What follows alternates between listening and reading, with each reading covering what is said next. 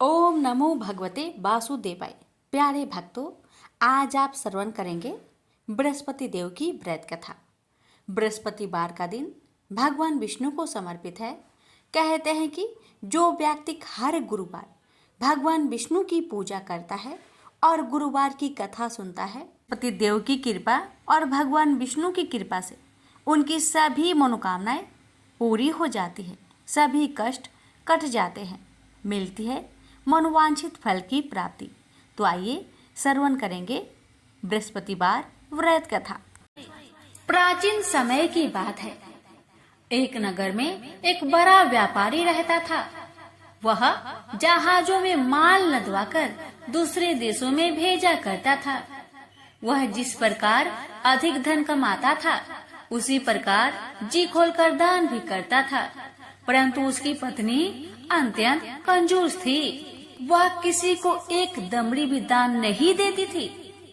एक बार सेठ जब दूसरे देश व्यापार करने गया तो पीछे से बृहस्पति भगवान साधु का वेश धारण करके व्यापारी की पत्नी के समक्ष उपस्थित हुए और भिक्षा मांगने लगे। तब व्यापारी की पत्नी ने साधु महाराज से कहा, हे साधु महाराज, मैं इस दान और पुण्य से तंग आ गई हूँ। आप कोई ऐसा उपाय बताए जिससे मेरा सारा धन नष्ट हो जाए और मैं आराम से रह सकूं। मैं यह धन लूटता हुआ नहीं देख सकती। बृहस्पति भगवान ने कहा, हे देवी, तुम बड़ी विचित्र हो। संतान और धन से कोई दुखी होता है भला? अगर अधिक धन है तो इसे शुभ कार्यों में लगाओ, कुंवारी कन्याओं का विवाह करवाओ, विद्यालय और बाग बगीचों का निर्माण कराओ। ऐसे पुण्य कार्य करने से तुम्हारा लोक परलोक सार्थक हो सकता है। परंतु साधु की इन बातों से व्यापारी की पत्नी को खुशी नहीं हुई। उसने कहा, मुझे ऐसी धन की आवश्यकता नहीं है जिसे मैं दान में दूं। तब बृहस्पति देव बोले, यदि तुम्हारी ऐसी इच्छा है तो तुम एक उपाय करना। 7 बृहस्पतिवार घर को गोबर से लिपना और अपने केसों को पीली मिट्टी से धोना। केसों को धोते समय स्नान भी करना। व्यापारी से हजामत बनाने को कहना। भोजन में मांस मदिरा खाना। कपड़े अपने घर धोना। ऐसा करने से तुम्हारा सारा धन नष्ट हो जाएगा। इतना कहकर बृहस्पति भगवान अंतर ध्यान हो गए। व्यापारी की पत्नी ने बृहस्पति देव के कहे अनुसार 7 बृहस्पतिवार वैसा ही करने का निश्चय किया। केवल 3 बृहस्पतिवार बीते कि उसके समस्त धन संपत्ति नष्ट हो गई और वह परलोक सिधार गई। जब व्यापारी वापस आया तो उसने देखा कि उसका सब कुछ नष्ट हो चुका है। यह देखकर व्यापारी ने अपनी पुत्री को सत्वाना दी और दूसरे नगर में जाकर बस गया। वहाँ वह जंगल से लकड़ी काटकर लाता और शहर में बेचता था। इस तरह वह अपना जीवन व्यतीत करने लगा। एक दिन उसकी पुत्री ने दही खाने की इच्छा प्रकट की, लेकिन व्यापारी के पास दही खरीदने के पैसे नहीं थे। वह अपनी पुत्री को अवशासन देकर जंगल में लकड़ी काटने चला गया। वह एक वृक्ष के नीचे बैठकर अपनी पूर्व दशा पर विचार करके रोने लगा। उस दिन बृहस्पतिवार का दिन था। तभी वहाँ बृहस्पति देव साधु के रूप में सेठ के पास आए और बोले, हे मनुष्य, तू इस जंगल में किस चिंता में बैठा है? तब व्यापारी बोला, हे महाराज, आप सब कुछ जानते हैं। इतना कहकर व्यापारी अपनी कहानी सुनाकर रो पड़ा। बृहस्पति भगवान बोले, देखो बेटा, तुम्हारी पत्नी ने बृहस्पति देव का अपमान किया था, इसी कारण तुम्हारा यह हाल हुआ है। लेकिन अब तुम किसी प्रकार की चिंता मत करो। तुम गुरुवार के दिन बृहस्पति देव का पाठ करो। 2 पैसे के चने और गुड़ को लेकर जल के लोटे में शक्कर डालकर वह अमृत और प्रसाद अपने परिवार के सदस्यों और कथा सुनने वालों को बांट दो। स्वयं भी प्रसाद और चरणामृत लो। भगवान तुम्हारा अवश्य कल्याण करेंगे। साधु की बात सुनकर व्यापारी बोला, महाराज, मुझे तो इतना भी नहीं बचता कि मैं अपनी पुत्री को दही लाकर दे सकूं। इस पर साधु महाराज जी बोले, तुम लकड़ियां शहर में बेचने जाना, तुम्हें लकड़ियों के दाम पहले से चौगुने मिलेंगे, जिससे तुम्हारे सारे कार्य सिद्ध हो जाएंगे। उसने लकड़ियां काटी और शहर में लकड़ियां बेचने चल पड़ा। उसकी लकड़ियां अच्छे दाम में बिक गई, जिससे उसने अपनी पुत्री के लिए दही लिया और साथ ही साथ गुरुवार की कथा हेतु चना गुड़ लेकर कथा की और प्रसाद बांटकर स्वयं भी खाया। उसी दिन से उसकी सभी कठिनाइयां दूर होने लगी, परंतु अगले बृहस्पतिवार को वह कथा करना भूल गया। अगले दिन वहाँ के राजा ने एक बड़े यज्ञ का आयोजन कर पूरे नगर के लोगों के लिए भोजन का आयोजन किया। राजा की आज्ञा अनुसार पूरा नगर राजा के महल में भोज करने गया, लेकिन व्यापारी व उसकी पुत्री तनिक विलंब से पहुँचे। अतः उन दोनों को राजा ने महल में ले जाकर भोजन कराया। जब वे दोनों लौटकर आए, तब रानी ने देखा कि उनका खूंटी पर टंगा हार गायब है। रानी को व्यापारी और उसकी पुत्री पर संदेह हुआ कि उसका हार उन दोनों ने ही चुराया है। रानी ने सारा कहानी राजा को सुनाया। फिर राजा की आज्ञा से उन दोनों को कारावास की कोठरी में कैद कर दिया गया। कैद में पड़कर दोनों अत्यंत दुखी हुए। वहाँ उन्होंने बृहस्पति देवता को याद किया। बृहस्पति देव ने प्रकट होकर व्यापारी को उसकी भूल का आभास कराया और उन्हें सलाह दी कि गुरुवार के दिन कैद खाने के दरवाजे पर तुम्हें 2 पैसे मिलेंगे। उनसे तुम चने और मुनक्का मंगवाकर विधि पूर्वक बृहस्पति देवता का पूजन करो, तुम्हारे सब दुख दूर हो जाएंगे। बृहस्पतिवार को कैद खाने के द्वार पर उन्हें 2 पैसे मिले। बाहर सड़क पर एक स्त्री जा रही थी। व्यापारी ने उसे बुलाकर गुड़ और चने लाने को कहा। इस पर वह स्त्री बोली, मैं अपनी बहू के लिए गहने ले जा रही हूँ, मेरे पास समय नहीं है। इतना कहकर वह आगे चली गई। थोड़ी देर बाद वहाँ से एक और स्त्री निकली। व्यापारी ने उसे बुलाकर कहा कि हे बहन, मुझे बृहस्पतिवार की कथा करनी है, तुम मुझे 2 पैसे का गुड़ और चना लाकर दो। बृहस्पति देव का नाम सुनकर वह स्त्री बोली, भाई, मैं तुम्हें अभी गुड़ और चना लाकर देती हूँ। मेरा इकलौता पुत्र मर गया है, मैं उसके लिए कफन लेने जा रही थी, लेकिन मैं पहले तुम्हारा काम करूँगी और उसके बाद मैं अपने पुत्र के लिए कफन लाऊंगी। वह स्त्री बाजार से व्यापारी के लिए गुड़ चना ले आई और स्वयं भी बृहस्पति देव की कथा सुनी। कथा समाप्त होने पर वह स्त्री कफन लेकर अपने घर गई। घर पर लोग उसके पुत्र की लाश को राम नाम सत्य है कहते हुए शमशान ले जाने की तैयारी कर रहे थे। स्त्री बोली, मुझे अपने लड़के का मुख देख लेने दो। अपने पुत्र का मुख देखकर उस स्त्री ने उसके मुंह में प्रसाद और चंद्रामृत डाला। प्रसाद और चंद्रामृत के प्रभाव से वह पुनः जीवित हो गया। पहली स्त्री जिसने बृहस्पति देव का निरादर किया था, वह जब अपने पुत्र की विवाह हेतु पुत्र वधू के लिए गहने लेकर लौटी और जैसे ही उसका पुत्र घोड़ी पर बैठकर निकला, वैसे ही घोड़ी ने ऐसी उछाल मारी कि वह घोड़ी से गिरकर मर गया। जहाँ देख स्त्री रो रो कर बृहस्पति देव से क्षमा याचना करने लगी। उस स्त्री की याचना से बृहस्पति देव साधु के वेश में वहाँ पहुंचकर कहने लगे, देवी, तुम्हें अधिक विलाप करने की आवश्यकता नहीं है। यह बृहस्पति देव का अनादर करने का कारण हुआ है। तुम वापस जाकर मेरे भक्त से क्षमा मांगकर कथा सुनो, तब ही तुम्हारी मनोकामना पूर्ण होगी। जेल में जाकर उस स्त्री ने व्यापारी से माफी मांगी और कथा सुनी। कथा के उपरांत वह प्रसाद और चंद्रामृत लेकर अपने घर वापस आई। घर आकर उसने चंद्रामृत अपने मृत पुत्र के मुख में डाला। चंद्रामृत के प्रभाव से उसका पुत्र भी जीवित हो उठा।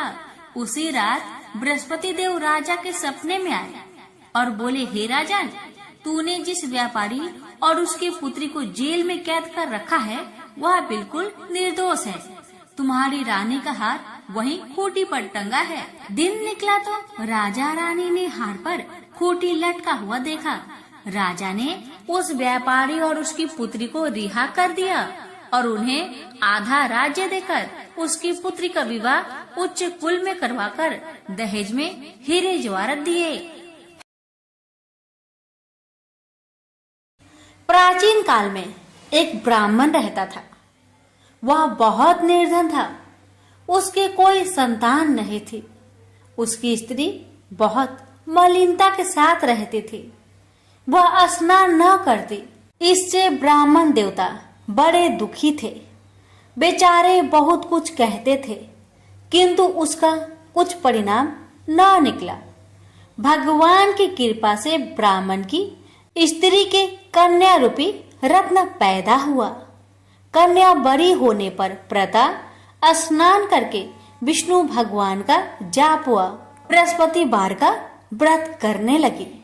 अपने पूजन पाठ को समाप्त करके विद्यालय जाती तो अपनी मुट्ठी में जौ भर के ले जाती और पाठशाला के मार्ग में डालती जाती। जब ये जौ स्वर्ण के हो जाते, लौटते समय उनको बीनकर अपने घर ले आती थी। एक दिन वह बालिका सूप में उस सोने की जौ को फटक कर साफ कर रही थी कि उसके माता ने देख लिया और कहा, हे बेटी, सोने की जौ के लिए सोने का सूप होना चाहिए। दूसरे दिन बृहस्पतिवार था। इस कन्या ने व्रत रखा और बृहस्पति देव से प्रार्थना करके कहा, मैंने आपकी पूजा सच्चे मन से की हो तो मेरे लिए सोने की सूप दे दो। बृहस्पति देव ने उसकी प्रार्थना स्वीकार कर लिए। रोजाना की तरह वह कन्या जौ फैलाती हुई जाने लगी। जब लौटकर जौ बीन रही थी तो बृहस्पति देव की कृपा से सोने का सूप मिला। उसे वह घर ले आई और उसमें जौ साफ करने लगी, परंतु उसकी माँ का वही ढंग रहा। एक दिन की बात है कि वह कन्या सोने के सूप में जौ साफ कर रही थी। उस समय उस शहर का राजपुत्र वहां से होकर निकला। इस कन्या के रूप और कार्य को देखकर मोहित हो गया तथा अपने घर आकर भोजन तथा जल त्याग कर उदास होकर लेट गया। राजा को इस बात का पता लगा तो अपने प्रधानमंत्री के साथ उसके पास गए और बोले, हे बेटा, तुम्हें किस बात का कष्ट है? किसी ने अपमान किया है अथवा और कोई कारण हो सो कहो, मैं वही कार्य करूंगा जिससे तुम्हें प्रसन्नता हो। अपने पिता की राजकुमार ने बातें सुनी तो वह बोला, मुझे आपकी कृपा से किसी बात का दुख नहीं है। किसी ने मेरा अपमान नहीं किया है, परंतु मैं उस लड़की से विवाह करना चाहता हूँ जो सोने की सूप में जौ साफ कर रही थी। यह सुनकर राजा आश्चर्य में पड़ गया और बोला, हे बेटा, इस तरह की कन्या का पता तुम्हें लगाओ, मैं उसके साथ तेरा विवाह अवश्य ही करवा दूंगा। राजकुमार ने उस लड़की के घर का पता बतलाया। तब मंत्री उस लड़की के घर गए और ब्राह्मण देवता को सभी हाल बतलाया। ब्राह्मण देवता राजकुमार के साथ अपनी कन्या का विवाह करने के लिए तैयार हो गए तथा विधि विधान के अनुसार ब्राह्मण की कन्या का विवाह राजकुमार के साथ हो गया। कन्या के घर से जाते ही पहले की भांति उस ब्राह्मण देवता के घर में गरीबी का निवास हो गया। अब भोजन के लिए भी अन्न बड़ी मुश्किल से मिलता था। एक दिन दुखी होकर ब्राह्मण देवता अपनी पुत्री के पास गए। बेटी ने पिता की दुखी अवस्था को देखा और अपनी माँ का हाल पूछा। तब ब्राह्मण ने सभी हाल कहा। कन्या ने बहुत सा धन देकर अपने पिता को विदा कर दिया। इस तरह ब्राह्मण का कुछ समय सुखपूर्वक व्यतीत हुआ। कुछ दिन बाद फिर वही हाल हो गया। ब्राह्मण फिर अपनी कन्या के यहाँ गया और सारा हाल कहा तो लड़की बोली, हे पिताजी, आप माताजी को यहाँ लेवा लाओ, मैं उसे विधि बता दूंगी जिससे गरीबी दूर हो जाए। वह ब्राह्मण देवता अपनी स्त्री को साथ लेकर पहुंचे तो अपनी माँ को समझाने लगी, हे माँ, तुम प्रातःकाल प्रथम स्नान आदि करके विष्णु भगवान का पूजन करो तो सब दरिद्रता दूर हो जाएगी। परंतु उसकी माँ ने एक भी बात नहीं मानी और प्रातःकाल उठकर अपनी पुत्री की बच्चों की जूठन को खा लिया। इससे उसकी पुत्री को बहुत गुस्सा आया और एक रात को कोठरी से सभी सामान निकाल दिया और अपनी माँ को उसमें बंद कर दिया। प्रातःकाल उसे निकाला तथा स्नान आदि करा के पाठ करवाया तो उसकी माँ की बुद्धि ठीक हो गई और फिर प्रत्येक बृहस्पतिवार को व्रत रखने लगी। इस व्रत के प्रभाव से उसके माँ बाप बहुत ही धनवान और पुत्रवान हो गए और बृहस्पति जी के प्रभाव से इस लोक के सुख भोग कर स्वर्ग को प्राप्त हुए। भी मिलकर बोलिए, विष्णु भगवान की जय। बृहस्पतिवार की पावन आरती। जय बृहस्पति देवा, ओम जय बृहस्पति देवा, छिन छिन भोग लगाऊं कदली फल मेवा। ओम जय बृहस्पति देवा, जय बृहस्पति देवा, तुम पूर्ण परमात्मा, तुम अंतर्यामी, जगत पिता जगदीश्वर, तुम सबके स्वामी। ओम जय बृहस्पति देवा, जय बृहस्पति देवा, चरणामृत निज निर्मल, सब पातक हरता, सकल मनोरथ दायक, कृपा करो भरता। ओम जय बृहस्पति देवा, जय बृहस्पति देवा, तन मन धन अर्पण कर जो जन शरण परे, प्रभु पर कट तब होकर आकर द्वार खरे। ओम जय बृहस्पति देवा, जय बृहस्पति देवा, दीन दयाल दयानिधि, भक्तन हितकारी, पाप दोष सब हरता, भव बंधन हारी। ओम जय बृहस्पति देवा, जय बृहस्पति देवा, सकल मनोरथे दायके, सब संचय हारो, विषय विकार मिटाओ, संतन सुखकारी। ओम जय बृहस्पति देवा, जय बृहस्पति देवा, जो कोई आरती तेरी प्रेम सहित गावे, जेठानंद आनंद कर सो निश्चय पावे। ओम जय बृहस्पति देवा, जय बृहस्पति देवा, प्रेम से बोलिए बृहस्पति भगवान की जय।